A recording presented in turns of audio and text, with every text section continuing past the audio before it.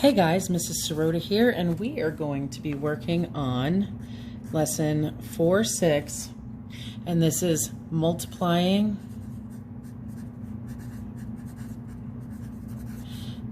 a decimal by a decimal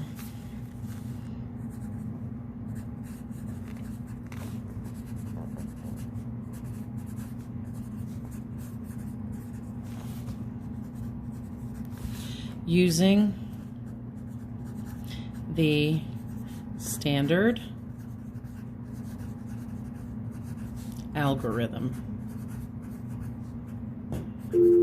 Callum Clifford, you need to come to the front, please. Callum Clifford, to the front, please. Okay, so go ahead and label your practice page as such. So pause the video, go ahead and label your practice page, and basically we're going to practice a few problems. We are right now in the large workbook, volume 1, page 151.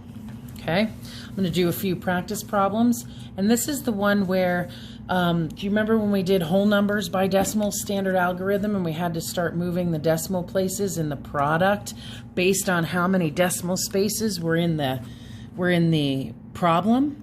Well, this is what we're going to be doing when it's decimal times a decimal. Okay, so let's get started with number 2 up at the top. So number 2 up at the top says 9.3 or 9 3/10 times 4.1. All right, well, if you remember back here, the instruction said, number 1, multiply the factors. Number 2, start at the right, count the places behind the decimal in the problem. I added that little bit.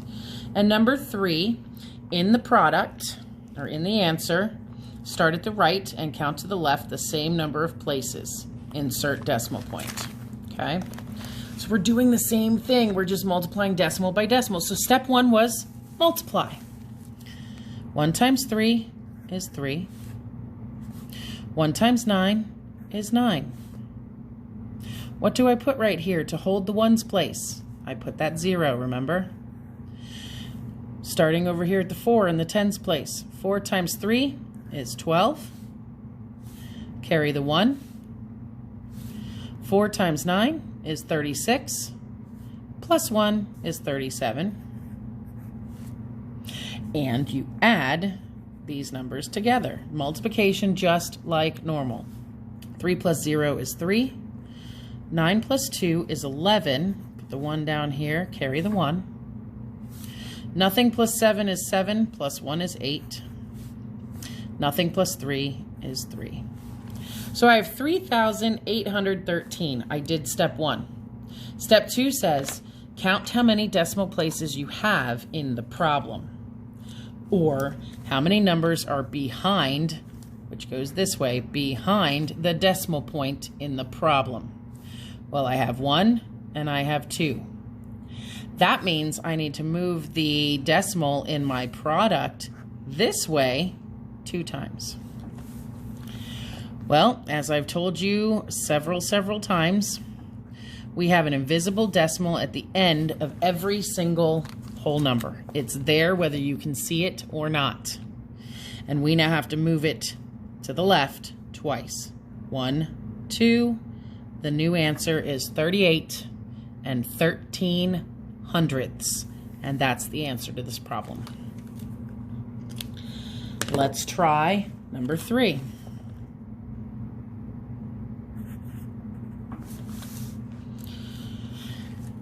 Number 3 is 3.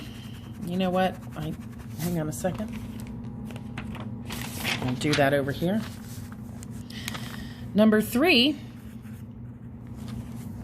you're still doing it in the notebook. I forgot I need to use my notebook to teach my class on Monday.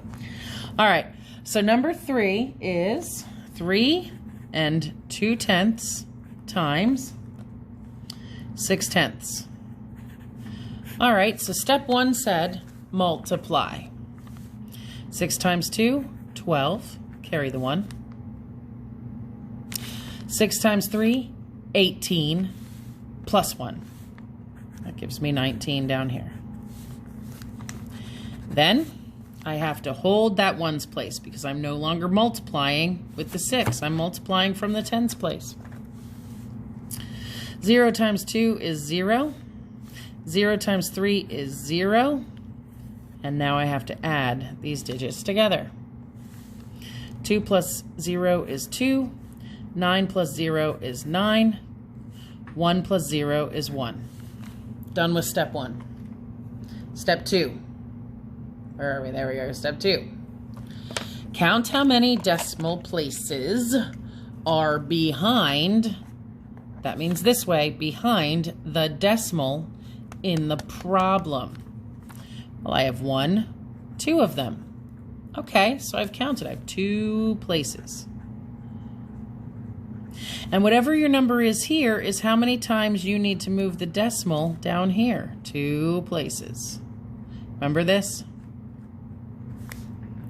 All right, so if you've been listening, you know there's an invisible decimal right there. Always. The end of a whole number. And I now have to move it to the left twice. 1, 2, put the decimal there, and this is the answer to 3 2/10 times 6/10. It's 1 92/100. Okay. Number 4.